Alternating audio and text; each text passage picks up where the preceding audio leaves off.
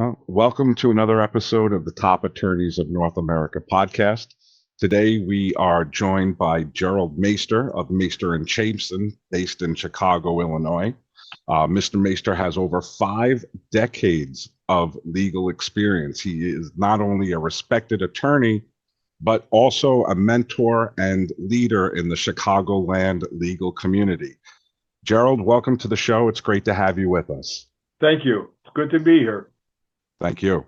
Let's start at the beginning. You've been practicing law since 1972, over 50 years in the profession.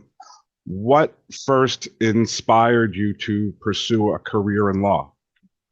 Well, you have to go back to my senior year in college when I'm interviewing different companies about a job. And I'm listening to the people that I'm interviewing. They're telling me about what the job entails and what the career path is. And after listening to a fair number of these, I was not particularly inspired by what was laid out before me. So I thought, well, maybe we have to do something more. And the more I thought about it, the more interesting law became. Sir, you began your career as an assistant state's attorney in the Cook County State's Attorney's Office, specifically in the real estate tax division. How did that early experience influence the kind of attorney you became?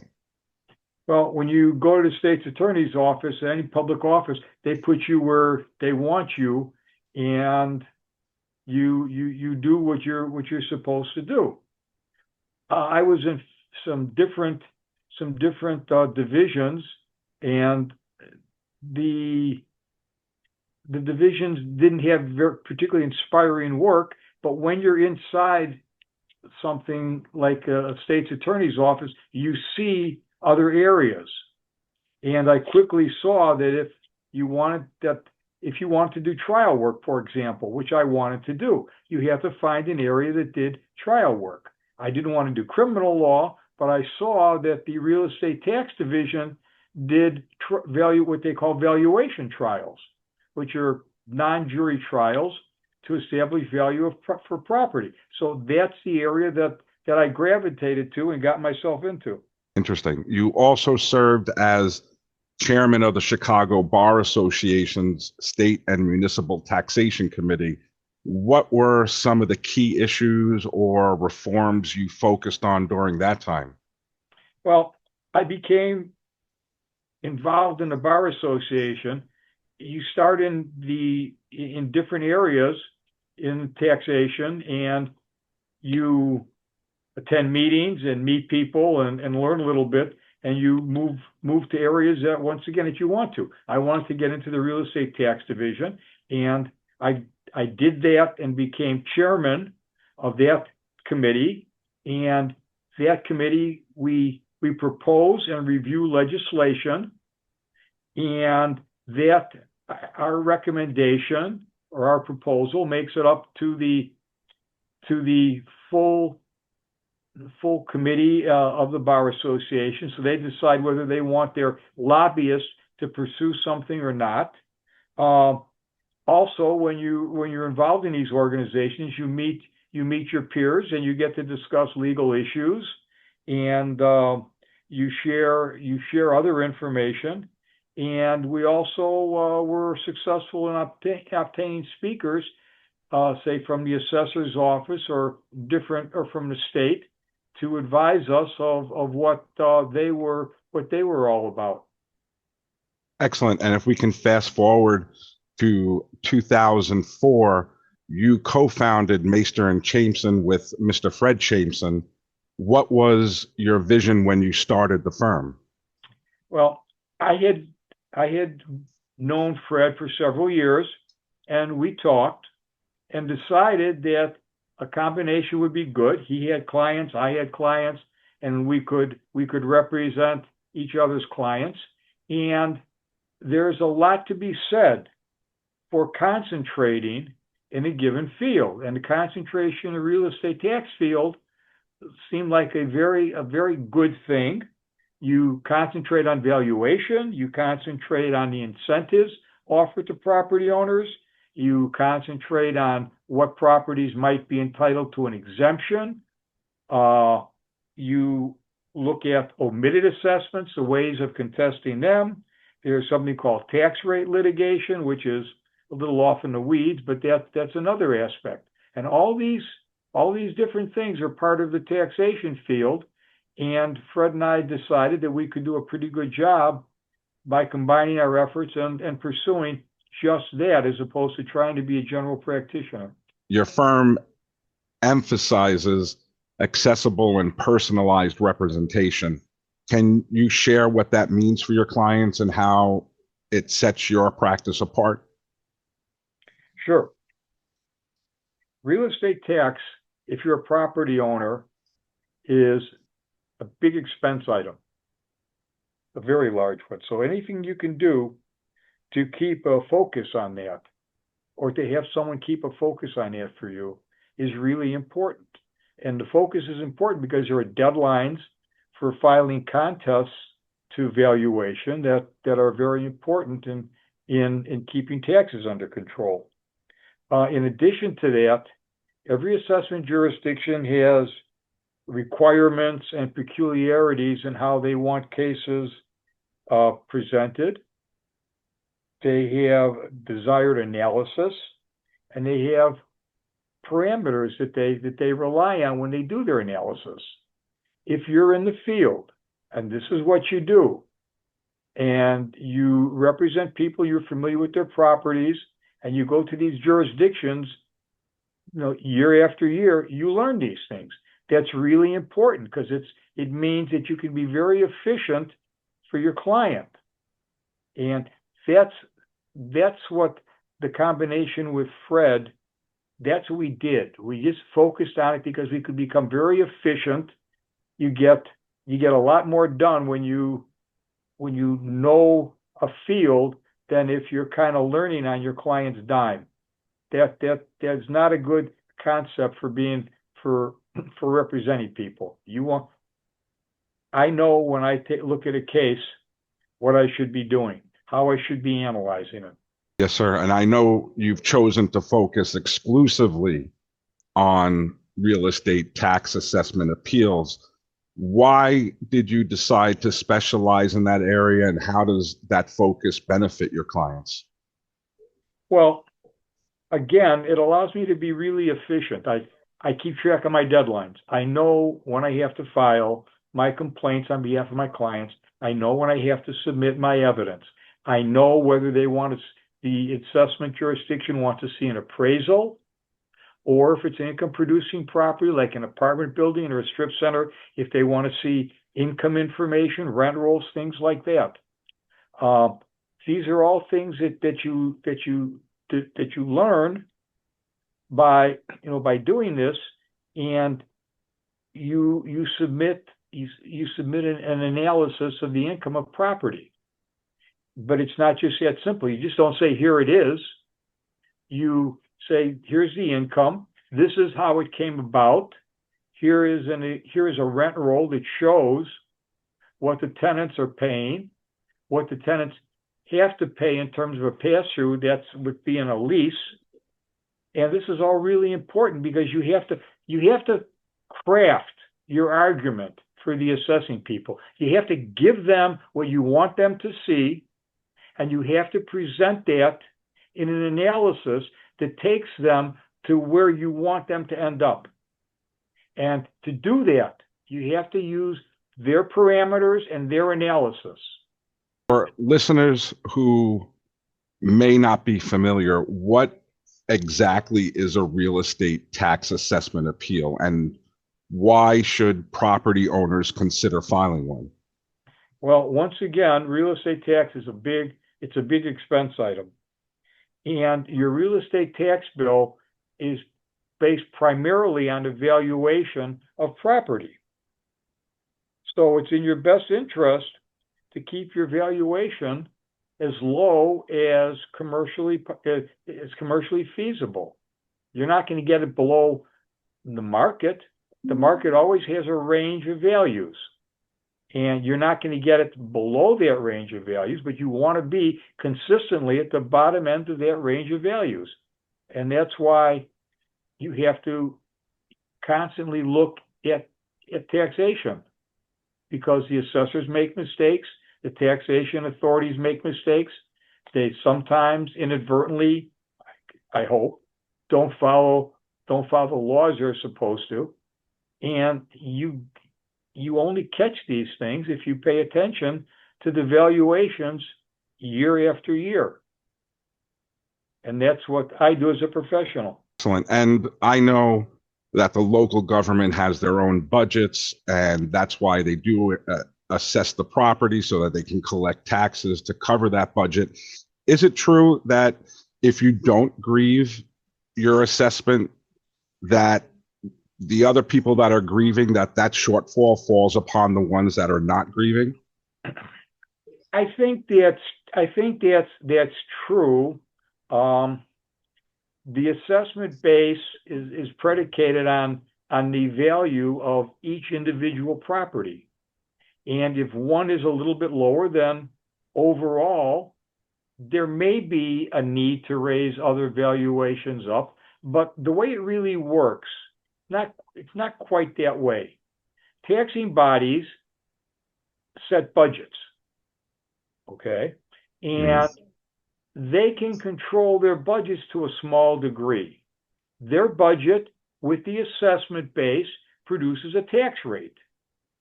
So that tax rate can make up for a slight shortfall in valuation. So it's not that you have to change everybody else's valuation. The tax rate will do that automatically. It's complicated, but that's pretty much how it works. If assessments go up, and the tax rate from the previous year, say assessments go up 10%. Mm-hmm. If a tax rate doesn't change, then the taxing body is going to get 10% more income than they did the previous year. Well, that's kind of silly. They don't need 10% more money.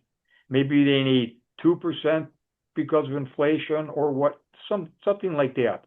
So in theory, they should be reducing their tax rate to give them the same revenue or 2% more revenue predicated on the assessment base. And that's kind of the balancing act. You got to keep government spending under control, and that allows you to keep the assessment base from going crazy, and allows the assessment people to make small adjustments without clobbering everybody. Excellent. Thank you very much for answering that. And if I can ask, what are some of the most common misconceptions property owners have about their tax assessments? I constantly hear, when I talk about fair market value, the assessor's fair market value, they'll say, well, it can't be worth, that's not what it's worth. It's worth a lot more than that. And my response is typically, there are a couple of different worlds. There's the real world out there where people buy property and own it for umpteen years. And you buy it on one date and you sell it 10 or 15 years later, and you get the benefit in hindsight of appreciation. That appreciation, or the concept of appreciation over years, increases the value of property and causes people to think that the property is worth more. Call it present value of income, if you will. For real estate tax purposes, if I come to you and say, you're going to buy this property on January 1st of the year, and you're going to sell it December 31st of that year, are you going to pay the same amount for that property as if you bought it January 1st and held it for 15 years? And the answer is almost always no, I'm going to pay far less. Okay, well, that's how fair market value is affected. You don't have the luxury of thinking about the return that property is going to generate over numerous years. Every year we have to revalue it. We revalue it based on rental income that the property generates each year, the market for property, how it changes from year to year. That's what we have to look at each year. And that's how it's different. Now, when I do my assessment, I pray for the lowest value. Of course. And that's what we do. Excellent. You have a background in both industrial management and computer science from Purdue University. How has that analytical background influenced the way you approach tax assessment cases today? It's a thought process. It's a thought process. You sit down and you look at an appraisal and you look at the comparable properties the appraiser is using to arrive at his value. And it's always, the challenge is always making the adjustments to those comparable properties to make them similar to your property. And the appraisers do a very good job of it. But you have to be able to pick out those things which are really important, which is why you have to have a big background in your client's property. You've got to know about that. You've got to know about the problems with it. So you can look at those comparables, pick out those things, and literally make sure that the hearing person on the other side understands why your property needs to be treated somewhat differently and should be at the low end or at the appraiser's range of values as opposed to, say, the top end of the appraiser's values. That's why That's pretty important. much it. Yeah, that's why it's important to have someone like you with over 5 decades of experience on your side. And speaking 53 years, you've argued countless cases. You've served clients for a very long time. Looking back, what accomplishment stands out as one of your proudest moments in your legal career? I think being admitted to the bar is a big one. And frankly, having clients come back to you, reassessment cycle after cycle, and saying, will you represent me? That's a big deal, because that's saying that somebody has faith in your abilities and faith in what you do and relies on you. And that money is really important, and you can't underestimate how important that is. But the personal satisfaction of people telling you by asking you to represent them again, that's a big deal. Yes, sir. It's a big compliment. I'm sure by this time you have multi generations of families coming back to you.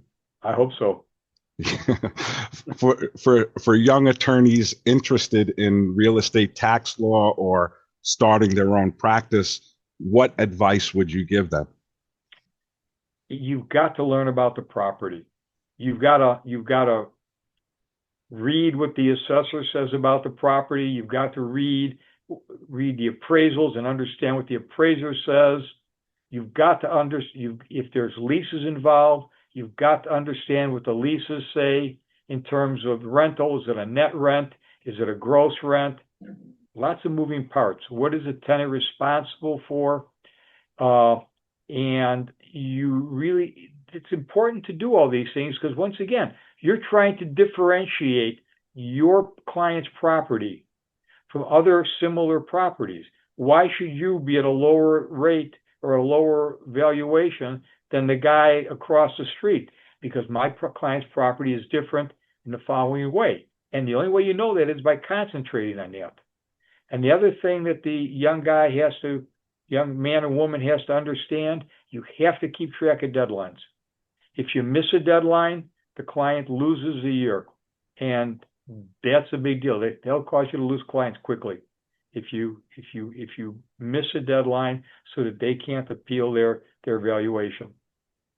Yeah, that's especially important, especially here in Long Island, Nassau County specifically, where I am with the school taxes rising astronomically. If you miss a year, like you said earlier, you can get clobbered. Yeah. And I know that you don't have a crystal ball, but you have noticed trends over the past 5 decades. Where do you see the field of property tax law heading in the next decade? How do you envision Mayster and Chaimson continuing to evolve? I know that if I've been working for 50 plus years, I'd like to be on my boat fishing or enjoying time on the golf course. Has the big R word ever crossed your mind? Of course it has. I mean, everybody thinks about retirement at some point. My way of looking at this, and then I'll answer the first part of your question. Hmm. My way of looking at this is I get up in the morning and I don't dread coming to the office. I get up and some days, some days you look forward to it more, other days not quite so much, but I never dread it. I've got a lot of hearings next week. There's a lot of preparation. I look forward to it because then I get to have the back and forth with the other side, the administrative agency, and doing the work for my client. Um, would I rather be fishing? Well, I like fishing. I like what what my concept is. I have hobbies. I work hard and I enjoy my time off, my downtime, if you will, for my Hmm. hobbies. And that gives me the balance. I spend time with my wife. I get to spend time with my kids at various times of the year, and that's fulfilling enough for me. Excellent. And how do you envision Mayster and Chaimson continuing to evolve? I see this practice becoming more and more computer driven. The assessor will assemble data and he'll look at what his description of the property, and he will take data that he tries to segment out by property types and ages and things like that and make assessments that way. And what I have noticed is if there's a range, he'll always start you at the top end of the range. And statistically, they come up with valuations, and you're constantly fighting their statistical valuation, and you're constantly fighting the stuff that's published. Like there are different companies that publish data, and you go online on the internet and you get the data. And my client is renting property for $15 a foot, and the person on the other side says, well, we say it's $18 a foot because that's what the publication says. And that is the kind of thing that you're going to be constantly fighting against. And you've got to know the arguments to get around that. The appraisers do, but you've got to constantly reinforce that in your hearings. Because if you don't, then they'll just read over what they don't want to pay attention to and zero in on that which they do. So you've got to stay on top of what's going on in the marketplace so that you're not hostage to the statistical data and the statistical analysis. Yeah, I'm convinced that the assessors in my neck of the woods, they follow whatever's on Zillow. I don't know if they're reading any of the notes or looking at the true comps within the area because obviously house values have skyrocketed all across the nation, and it does make it difficult. That's why I think it's even more important now to have a firm like Mayster and Chaimson on your side. And in closing, I would like to ask for listeners who may want to reach out for help with their property tax assessments. Give our listeners your phone number, the best way to touch base with you or your team at Mayster and Chaimson. Oh, my phone number is 312 area code 444-9648, 312-444-9648. And my email comes directly to me is J, initial, Mayster, at SBC Global, GLOBAL.net. That's J, the initial, Mayster, at SBCGLOBAL.net. Comes directly to me. The phone call. I have somebody that's here all day long, and if they're not here, I am. So I get phone calls and I get my emails. Excellent. Jerrold, it's been an absolute pleasure having you on the Top Attorneys podcast. 53 years, your career is obviously a testament to professionalism and dedication to clients. I really thank you for joining us. You're welcome. Thank you for having me. Thank you for listening to the Top Attorneys podcast. The Top Attorneys celebrates the achievements of leading attorneys across the nation. To be featured, send a message or visit www.topattorneys.us.